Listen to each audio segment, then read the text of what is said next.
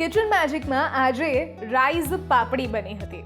હવે આ રાઈસ પાપડી એટલે એક એવું જ ફોર્મ કે જેમાં આપણે મેંદાની કે પછી ઘઉંની પૂડી બનાવતા હોઈએ અને લાંબા સમય સુધી એને સ્ટોર કરતા હોઈએ. બસ એ જ રીતે અહીંયા ચોખાના લોટની બનાવવાની છે.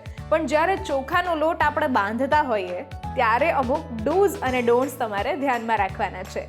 ડૂઝમાં એક વાત ધ્યાનમાં રાખવાની છે કે જ્યારે તમે ચોખાનો લોટ બાંધો છો ત્યારે એ બરાબર ઇટસેલ્ફ એની જાતે જ એ થોડું બાઇન્ડિંગ નથી આપતું. એટલા માટે ખાસ એને ગરમ પાણીથી બાંધવો.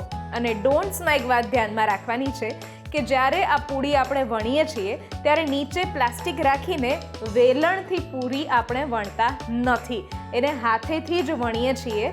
અને ડોન્ટ્સમાં એક બીજી વાત પણ ધ્યાનમાં રાખવાની છે કે જ્યારે આ પૂરીને આપણે તળવા મૂકીએ છીએ ત્યારે ફટાફટ વણી અને તળવા મૂકવાની છે, એને રેસ્ટ આપવાનો નથી.